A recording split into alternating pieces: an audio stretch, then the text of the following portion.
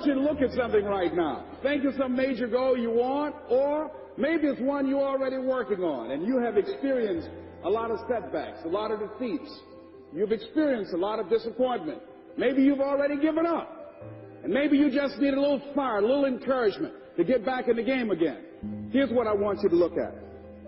There are winners, there are losers, and there are people who have not discovered how to win. And all they need is some coaching. All they need is some help and assistance, just a little support.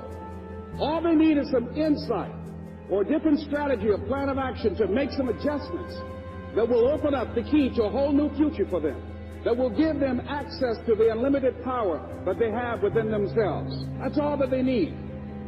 So what I want you to do is think about something you want for you, that's real for you, that's important for you, that will give your life some special meaning and power. And I don't even want you to say, I can do that. I don't want you to assume that. See, 5 years ago, when I started out in this area, I would not have been able to make the mental leap that I would be up to where I am right now. I don't want you to begin to just psych yourself out. No. I want you to be able to say something to yourself that will enable you to maintain a level of integrity with yourself. That when you say this, even when you face tremendous setbacks, it will be a benchmark to keep you in the game, to keep you moving forward and experimenting and readjusting your strategy and your plan of action, continuously looking for ways to win. So what is that something? When you got an idea you want to move on, you might not have the money, you might not have the education, you might not have the support or the resources you need. What is that something that can keep us going, that will enable us to act on our dream? What's one of those keys that will begin to help us to discover the secrets to our dream? Here's what I want you to repeat after me, please, with power and conviction. Say, it's possible. That's all I want you to do when you look at your dream. Just say to yourself every day, it's possible. Just say that every day to yourself, it's possible. Because what does that do? See, it begins to change your belief system. See, the way in which we operate, ladies and gentlemen, it's a manifestation of what we believe, what's possible for us. Whatever you've done up to this point, all that it really is a duplication, it's a reproduction of what you believe subconsciously that you deserve and what's possible for your life. Most people operate out of their personal history, out of their memory, things they've done, things they've experienced, things they've seen, things that they have observed. What I'm suggesting that you operate out of a larger vision of yourself. I want you to see yourself doing what you want to do, experiencing what you want to experience, having what you want to have, doing what it is that gives your life some meaning and value. Operate out of your imagination, not your memory. Because whenever you look at where you want to go, I'm wanting to warn you, you will have some conversation back here after you go through the data that you've experienced in life saying you can't do it. And so what you want to begin to do is ignore that inner conversation. Well, most people, ladies and gentlemen, when something happens to them, what they do is they begin to believe that that's the way it is. That's the way it's always been. And they can't see the possibility of it being any different.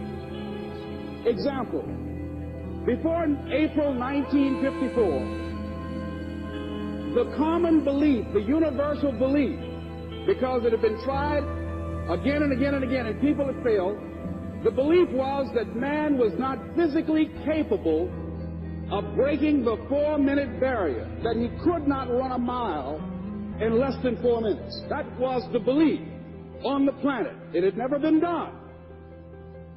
But here's what happened, ladies and gentlemen. Roger Bannister came along, and he broke the 4-minute barrier. Now, here's what's significant about that. Since that time, up to this day, over 20,000 people have done it, including high school kids. What changed? 20,000 people. What changed? Here's what happened when they got on the track. They knew it had been done. And because they knew it had been done, there was a new belief about this barrier. about this goal that was unreachable. And those 20,000 people got in the race believing, knowing in their heart that someone had done it, that it's possible, that they could do it.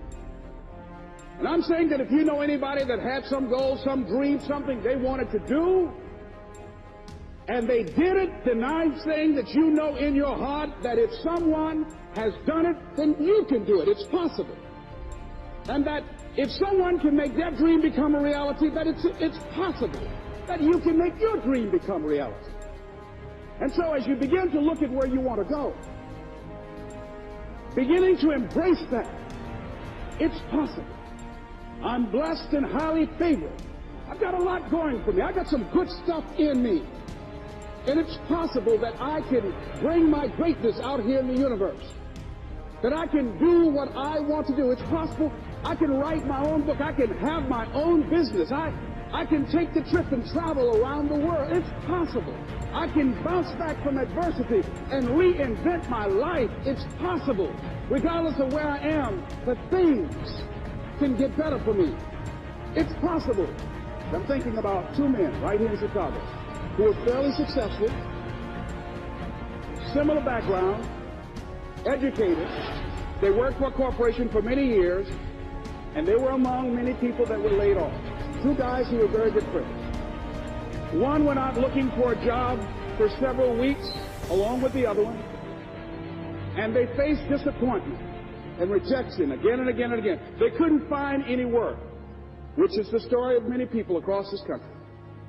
One guy stopped. He became discouraged. He stopped going. He stayed home looking at television, became very argumentative and toxic with his wife, drinking beer, getting on the phone, talking to his other negative, unemployed friends. And he just gave up. The other guy kept looking for a job everywhere he could go. Every time he could get an opportunity, kept asking people, networking, checking the newspapers every day. Kept going everywhere he could, trying to find a job. You have too much education. You're overqualified. You won't be here long enough. He kept going. He kept going.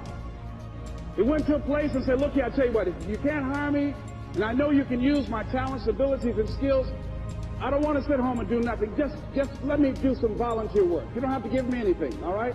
I just want to work. I want to be busy. Guy said, okay, it's on you now, but don't expect me to give you anything. It's okay. This guy came in and worked. He was the first one there. The last one to leave was the best employee there. About 4 weeks later, one of the top managers quit. They were looking for a replacement. Guess who they selected? This other guy. This guy who was volunteering his time.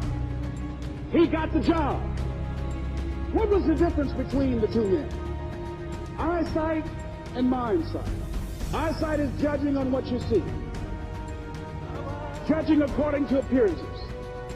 But mindsight is how you interpret what you see. One guy said, it's not possible, it's over, I'm finished. I can't do it. I can't make it. He surrendered. I've faced rejection again and again. I'm not going anymore. There are no jobs out there.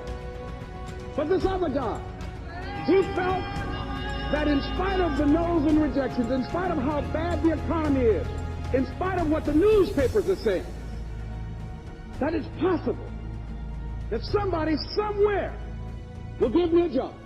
He just kept going, thinking it was possible. And guess what, ladies and gentlemen? That's what we have to do with our dreams.